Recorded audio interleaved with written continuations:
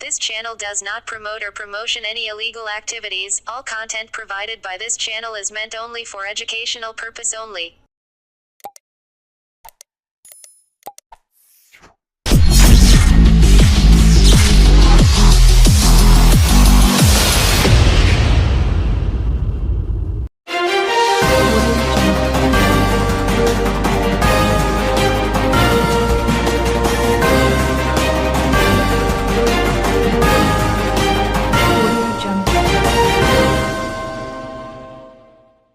চন্দননগর পৌর নিগম ও চন্দননগর বিধানসভা উৎসব কমিটির উদ্যোগে চন্দননগর বড়াইচণ্ডীতলায় উদ্বোধন হল পিস হেভেনের।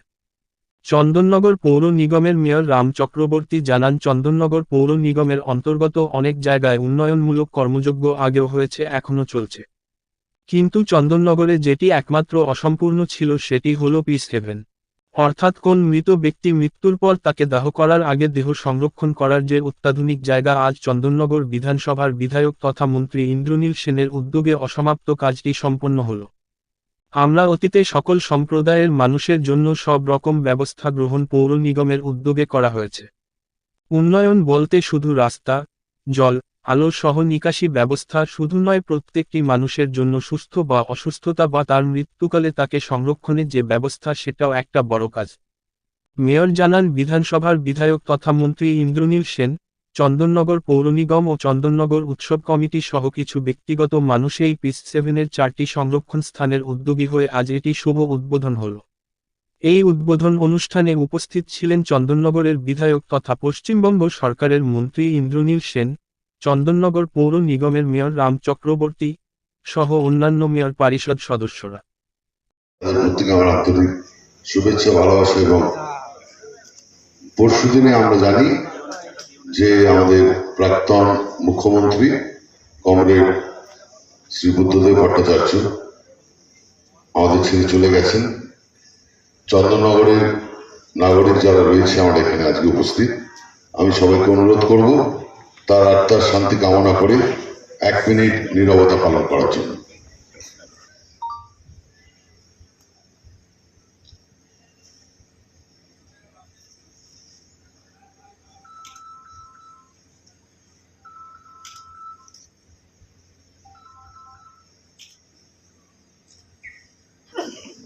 ঘটনাটা ঘটার পর মাননীয় মুখ্যমন্ত্রী ওনার বাড়িতে গিয়ে এবং যা যা করার শেষকৃত্যের যা যা প্রতিশ্রুতি দেওয়ার যা যা করার করেছিলেন, আমিও ছিলাম। এবং ওখান থেকে আমরা ঝাড়গ্রাম যাই, গতকাল রাত্রি ফিরে আসি।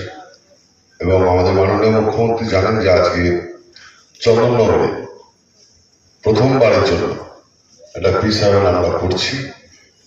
এবং এর পরিপ্রেক্ষিতে একটা ঘটনায় বলি যে আজ থেকে ঠিক 6 মাস আগে আমি এবং আমাদের ডেপুটি মেয়র মুন্না নরওয়াল ভদ্রেশ্বরে যে নতুন নেতাজি ভবনটা হচ্ছে সেটা এক পরিদর্শন করতে গেছিলাম। এবং গিয়ে আমি উদ্বোধন করি ভদ্রেশ্বরের একটি পিস হেভেন। এবং তখন থেকে আমার মাথায় যে চন্দননগরে এখানে যারা আছেন নাগরিক, তাদের ছেলে মেয়েরা বিভিন্ন ক্ষেত্রে অত্যন্ত পারদর্শী এবং বিদেশের বহু জায়গায় তারা সুপ্রতিষ্ঠিত। তাদের বৃদ্ধ বাবা মা আত্মীয় স্বজন এখনো চন্দননগরে আছে। তাই তাদের পরিবারে কোনো দুর্ঘটনা এরকম ঘটলে সেই ছেলে মেয়েদের আসতে বিদেশ থেকে, দেশ বিদেশ থেকে একটু সময় লাগে। তাই এই যে কোনো মানুষ যখন চলে যায় তাকে সুন্দরভাবে রাখার জন্য আমাদের এই চন্দননগরের পরিকাঠামো ছিল না।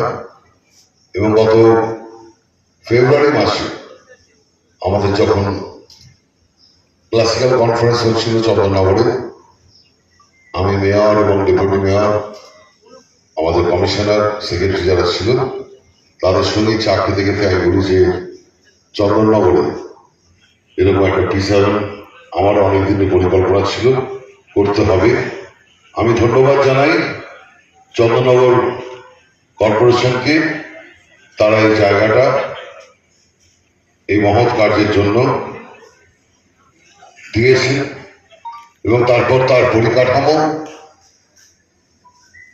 এন্টার খরচা আমরা কারোর থেকে একটি পয়সাও নিইনি, কর্পোরেশন থেকেও একটি পয়সা নিইনি, চন্দননগর উৎসব কমিটি থেকে আমরা এন্টার খরচাটা করেছি। এবং যে 4টি ফ্রিজার দেখছেন কয়েক লক্ষ টাকা দাম, আমি ধন্যবাদ জানাই। আমি তাদের এই নামেই ডাকি।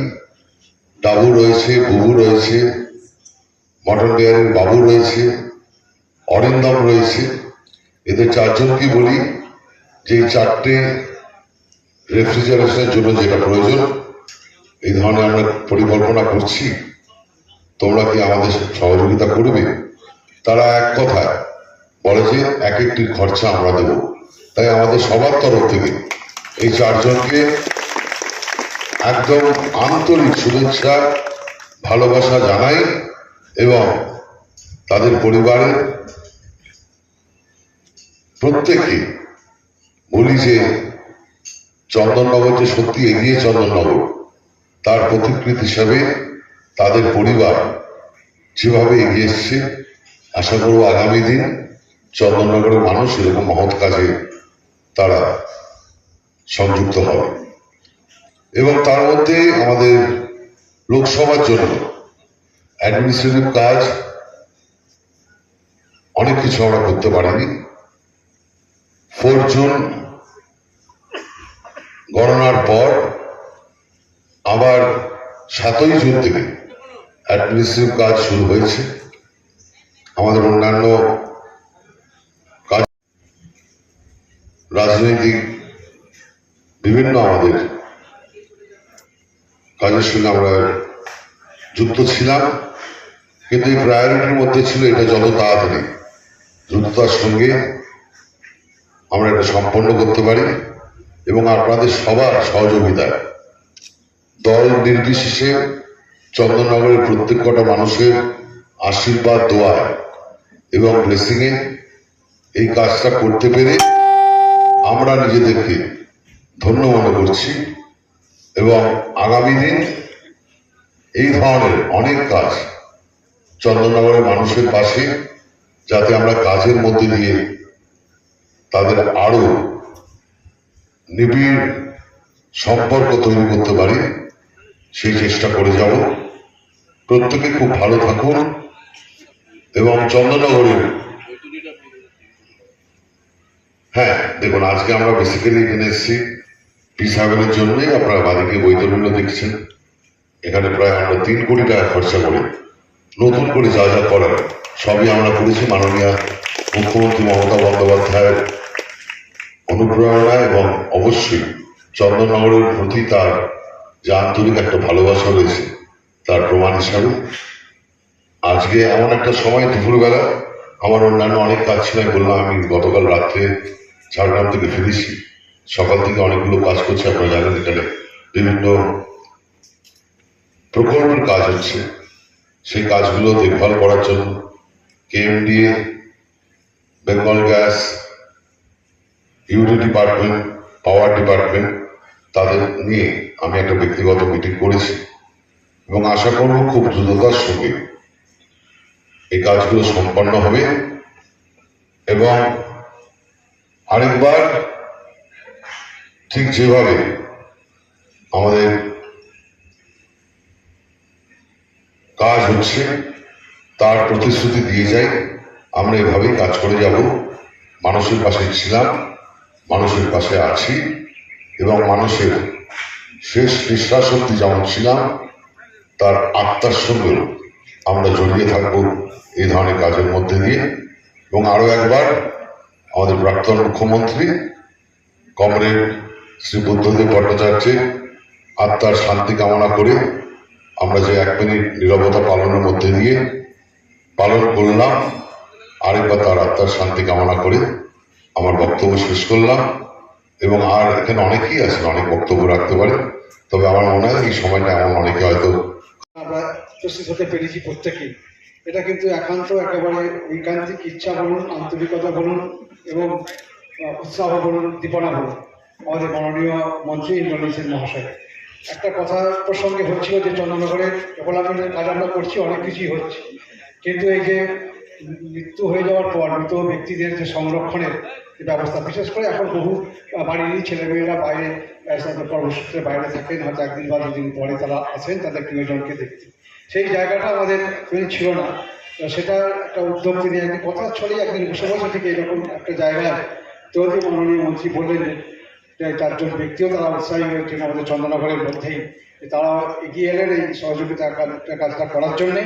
তো আজকে আমাদের এই P7-এর যে আমাদের উদ্বোধনী অনুষ্ঠান, আমরা মনে করি যে চন্দ্রনগরবাসীর পক্ষে দেখুন উন্নয়ন মানে কেবলমাত্র রাস্তাঘাট আর রাস্তার আলো আর ট্রেন, ওটাই উন্নয়ন নয়। সার্বিক যে উন্নয়ন বলতে যে মানুষের গলায় মানোন্নয়ন চারিদিকে, সেটারই একটা উন্নয়নের একটা অন্যতম অঙ্গ হিসেবে P7 আমাদের তার উদ্বোধন অনুষ্ঠান আমরা ইতিমধ্যে সম্পূর্ণ হয়েছে। মঞ্চে যারা আছেন আমাদের মাননীয় মন্ত্রী সহ আমাদের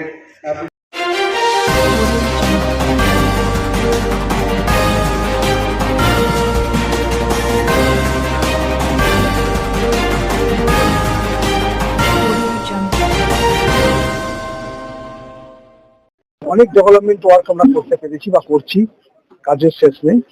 কিন্তু যেটা ছিল অসম্পূর্ণ ছিল সেটা হচ্ছে আজকে যেটা উদ্বোধন হলো P7, অর্থাৎ আমরা মারা যাওয়ার পর আমাদের দাহ করার জন্য যেমন আছে এখানে ক্রেমেটোরিয়াম একটা ছিল, দুটো করেছি আমার সুবিধার জন্য, এবং এখানে আমাদের সবাই আমাদের মুসলিম সম্প্রদায়ের মানুষের সংখ্যালঘু মানুষদের জন্য যে অবস্থান, সেখানেও ব্যবস্থা কিন্তু আছে ভালোভাবেই, আমাদের সরকারিভাবে সেখানে মাটি থেকে ফেলা থেকে শুরু করে নানা রকম ভাবে ব্যবস্থা আছে, কিন্তু বডি সংরক্ষণের কোনো ব্যবস্থা অদ্যাবধি ছিল না। সেটা আমাদের মাননীয় বিধায়ক তথা রাজ্যের মাননীয় মন্ত্রী ইন্দ্রনীল সেন মহাশয়ের উদ্যোগে এবং ঐকান্তিক তৎপরতায় সেই কাজটা আজকে সম্পূর্ণ হলো। আমাদের উন্নয়নের সাথে আরেকটি উন্নয়নের ভালো কিতাব মনে করি আমরা। উন্নয়ন মানে কিন্তু কেবলমাত্র রাস্তাঘাট, ড্রেন আর জলের আলো বা জল আর আলো নয়। উন্নয়নের মধ্যে মানুষের মানোন্নয়ন, মানুষকে ভালো থাকা, সুস্থ থাকা, তার পরিবার ভালো থাকা, সবটাই কিন্তু একটার সঙ্গে একটা সংযুক্ত বা যুক্ত। তারই একটা অঙ্গ হিসেবে আজকের এই P7-এর উদ্বোধন আমাদের বড়াইচন্ডীতলা শ্মশানঘাটে হলো। আমরা সবাই শহরবাসীর পক্ষ থেকে আন্তরিকভাবে আমরা মাননীয় মন্ত্রীকে ধন্যবাদ এবং অ্যাকচুয়ালি এটা টাকাটা দিল আমাদের কিছুটা বিয়ার করেছে চন্দ্রনগরের আমাদের যে বিধানসভা উৎসব কমিটি আছে সেই কমিটির পক্ষ থেকে আছে। আর 4টে যে চেম্বার হলো, চেম্বারের যে গুলো সেইটা 4জন বেনিভোলেন্ট পার্সন এখানে সমাজসেবী মানুষ বিভিন্ন 4জন, তারা সেপারেটলি 4জন দায়িত্ব নিয়ে করে। সরকারি খরচ হয় না, এটা কোনো সরকারি কোনো খরচ নয়। আমাদের বিধানসভা যে উৎসব কমিটি আছে সেখান থেকে নানা রকম ভাবে সামাজিক কাজকর্মের সঙ্গে ব্যয় হয়, সেই অর্থে মানুষের অর্থে আমরা যে উৎসব করি কেবলমাত্র তা নয়, সেই অর্থে জমায়েত সঞ্চিত অর্থ দিয়ে এটা হয়েছে। আর 4জন ব্যক্তি 4টে চেম্বার, ওরা 4টি মৃতদেহ একসাথে রাখা যাবে, 4টে একসাথে নয়, পাশাপাশি 4টে চেম্বার একসাথে টোটাল। আমি একটা সেপারেট 4জন দান করেছে, 4টে ওরা জানেন। আর আমাদের যেটা বিধানসভা উৎসব কমিটি থেকে আমাদের করা হয়েছে সামথিং 5 লাখ সামথিং একটা হয়েছে খরচা, সেই টাকাটা আমরা দিয়ে দিয়েছি অলরেডি। আজকে থেকে ওপেনিং হয়ে গেল মানে চালু হয়েই গেল। এখানে এটা নামকরণ কিছু করা হয় P7 বলি।